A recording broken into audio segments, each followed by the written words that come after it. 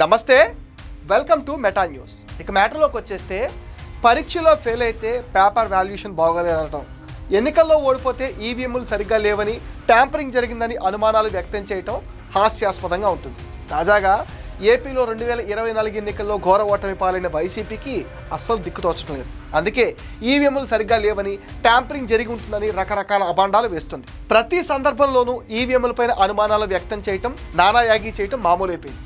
ఈవీఎంలను ఎవరు ప్రోగ్రామ్ చేయలేరని, బ్యాలెట్ విధానం ప్రసక్తే లేదని ప్రధాన ఎన్నికల కమిషనర్ ఎన్నిసార్లు సెలవిచ్చినా వైసీపీ నేతలకు మాత్రం తాము పట్టిన కుందేలకి మూడే కాళ్ళు అన్న చందాన తయారయ్యారు.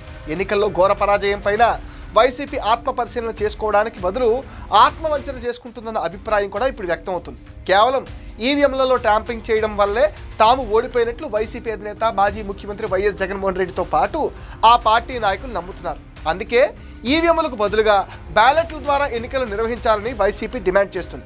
ఇదే రీతిలో ఎన్నికల్లో ఓడిపోయిన రాజకీయ పార్టీలని దేశవ్యాప్తంగా ఇదే రకమైన డిమాండ్ చేస్తుండడం ఆసక్తికర పరిణామం.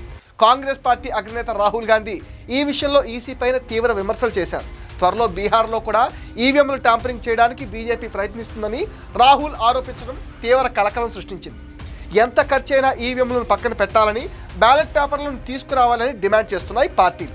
కేంద్రంలో అధికారం చెలాయిస్తున్న బీజేపీకి అనుసరణలో కేంద్ర ఎన్నికల సంఘం నడుచుకుంటుందన్న ఆరోపణలు బలంగా వినిపిస్తున్నాయి.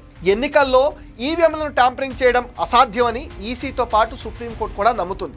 అధికారంలో ఉన్నప్పుడు ప్రజా వ్యతిరేకత విధానాల్ని అవలంబించడం వల్లే ఓడిపోయానన్న వాస్తవాన్ని ఏ రాజకీయ పార్టీ అస్సలు అంగీకరించడం లేదు. ఏపీలో 2019 నుంచి 24 వరకు వైసీపీ 5 ఏళ్ల పాలనలో సంక్షేమ పథకాలు అమలు చేసిన తీరు అద్భుతం. కానీ అదొక్కటే పాలనకు గీటురాయి అని జగన్ అనుకోవటం లేదు. ఇక్కడే వైసీపీ ఓటమికి పునాది పడింది. అన్ని వర్గాల ప్రజలను ఆకట్టుకోవటంలో జగన్ ఫెయిల్ అయ్యారు. తాను డబ్బులు ఇస్తున్నాను, తనకే ఓటు వేస్తారని భావించారు. కానీ డబ్బులు ఇచ్చేది ప్రజాధనం నుంచే కదా. తానేదో తన తాడేపల్లి ప్యాలెస్ నుంచి ఇస్తున్నట్లుగా ఈ బిల్డప్ ఏంటని ప్రజలే కామెంట్లు చేశారు. క్షేత్రస్థాయిలో వైసీపీ ప్రజాప్రతినిధులు దుర్మార్గ విధానాలకు పాల్పడి ఓటమిని కొని తెచ్చుకున్నారు. తమ ఎమ్మెల్యేలపైన క్షేత్రస్థాయిలో వ్యతిరేకత ఉందని సర్వేల ద్వారా తెలుసుకోవడం వల్లే కదా జగన్ భారీ సంఖ్యలో అటు నుంచి ఇటు, ఇటు నుంచి అటు స్థానచలనం కల్పించారు. ఆ విషయాన్ని మర్చిపోతే ఎట్లా?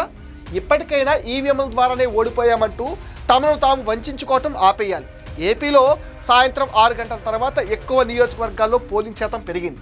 ఈ తరహా పోలింగ్ ద్వారా దాదాపు 50 లక్షల ఓట్లు పోలయ్యాయని, దీనిపైన ఎంక్వైరీ చేయాలని వైసీపీ ఎంపీ వైవి సుబ్బారెడ్డి డిమాండ్ చేశారు. 2024లో జరిగిన ఎన్నికల్లో ఈవీఎంలపైన అనుమానాలు ఉన్నాయని, వాటిని నివృత్తి చేయాల్సిన అవసరం ఉందని అన్నారు. కొన్ని నియోజకవర్గాల్లో ఈవీఎం ఓట్లకు వీవీప్యాలెట్లను పోల్చి చూడమని చెప్పామని ఆయన అంటున్నారు.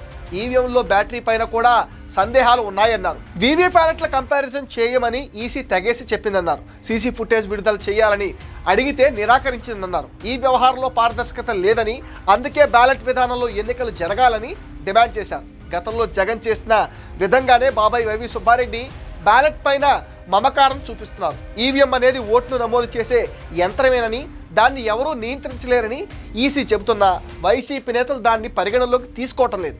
ఏపీ ఎన్నికల సందర్భంగా 4 కోట్ల ఓట్లలో 50 లక్షల ఓట్లు సాయంత్రం 7 తర్వాతే పోలయ్యాయి. సాయంత్రం 6 తర్వాత పెరిగిన ఓట్లపైన విచారణ అడిగాం. వీవీప్యాలెట్ల విషయంలో కౌంటింగ్ చేయడాన్ని వీలు లేదని ఎన్నికల సంఘం నిర్భయంగా చెప్తుంది. బ్యాటరీ ఛార్జింగ్ విషయంలో రీఛార్జబుల్ బ్యాటరీలు అని చెప్పారు. ఎక్కువ శాతం పెరిగిన ఓట్లపైన పరిశీలిస్తామని ఎన్నికల అధికారులు చెప్పారని వైవి ఆశాభావం వ్యక్తం చేశారు. వచ్చే ఎన్నికల్లో బ్యాలెట్ విధానంతో జరగాలని కోరారు. అయితే బ్యాలెట్ విధానం సాధ్యం కాదని ఎంతమంది చెప్తున్నా వాస్తవాలను మర్చి వైసీపీ నేతలు దింపుడు కళ్ళం ఆశతో మొండిగా ముందుకు వెళ్తుండటం విమర్శల పాలవుతుంది. బ్యాలెట్ పేపర్లు ముద్రించడం, ఓటు వేసాక వాటిని భద్రపరచడం చాలా ఖర్చుతో కూడుకున్న పని. సంఘ విద్రోహ శక్తులు బ్యాలెట్ బాక్సులను ఎత్తికెళ్లి వేసిన ఓట్లను నాశనం చేయవచ్చు. అదే ఈవీఎంల వల్ల ఎలాంటి సమస్య ఉత్పన్నం కాదు. ప్రతి పోలింగ్ స్టేషన్లో బ్యాలెట్ యూనిట్లో ప్రతి ఓటర్కు ఒక బ్యాలెట్ పేపర్కు బదులుగా ఒక బ్యాలెట్ పేపర్ మాత్రమే బిగించాల్సి ఉన్న అవసరం ఉంటుంది. లక్షలాది బ్యాలెట్ పేపర్లను ముద్రించడం సాధ్యం కాదు. దీనివల్ల కాగితం ముద్రణ, రవాణా, నిల్వ మరియు పంపిణీ ఖర్చులు భారీగా ఆదా అవుతున్నాయి. రెండవది, లెక్కింపు చాలా త్వరగా జరుగుతుంది.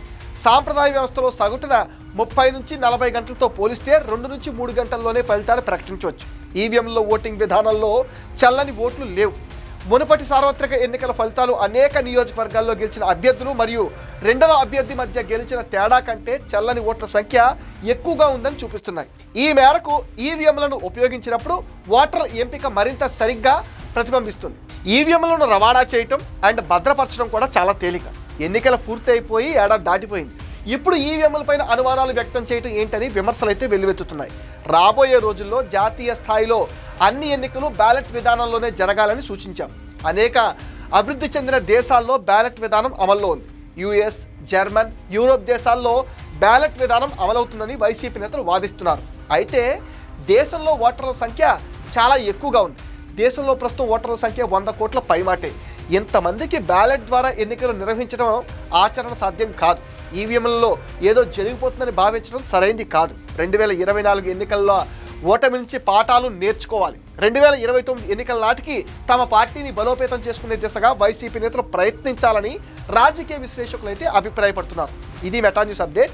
ఈ వీడియో పైన మీ విలువైన ఒపీనియన్ని కామెంట్ సెక్షన్లో పోస్ట్ చేయండి. మీరు ఇచ్చే కామెంట్స్తో మరిన్ని ఇంట్రెస్టింగ్ వీడియోస్ మీకు అందిస్తాం. అండ్ మీరేం చేయాలో మీకు తెలుసుగా. ఈ వీడియోస్ని లైక్ చేయండి, షేర్ చేయండి, మెటా న్యూస్ని సపోర్ట్ చేయండి, సబ్స్క్రైబ్ చేయండి.